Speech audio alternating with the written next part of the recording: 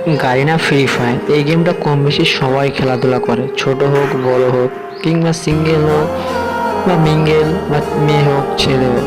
গেমটা যখন প্রথম প্রথম আসে সবাই খেলা করতো রাত দিন এক করে, কিন্তু সময় যেতে থাকলো, দিন যেতে থাকলো, আস্তে আস্তে গেমটা খারাপের দিকে চলে যেতে থাকলো। গেমটা অতটা আর কেউ খেলে না। মাঝে মাঝে গেমে আসি, এক গেম দু গেম খেলা করি চলে যায়। আসলে কি বলতো, নিজের মেহনত করে একটা আইডি তৈরি করেছি তো, তাই আইডির মায়ায় পড়ে মাঝে মাঝে এসে আইডিতে একবার দুবার খেলে চলে যায়। না হলে কোনো দিন আসতাম না এই আইডি থেকে। এখন তো এই গেমে 1% খেলতে ইচ্ছা হয় না, শুধু নিজের কষ্ট করে আইডি বলে তাই খেলা করতাম। কত সুন্দর সেই দিনগুলো ছিল, যখন বন্ধু বান্ধব মিলে একসাথে গিল পূরণ করে সেই রাতে কাস্টম নিয়ে খেলা করতাম। যখন আমাদের মধ্যে কাস্টম শেষ হয়ে যেত, তখন গেস্ট আইডি খুলে 300 টাকার অফার ঢুকে সেই অফারটা মেরে 3টে কাস্টম কিনে আবার খেলা শুরু করতাম। কি দিন ছিল।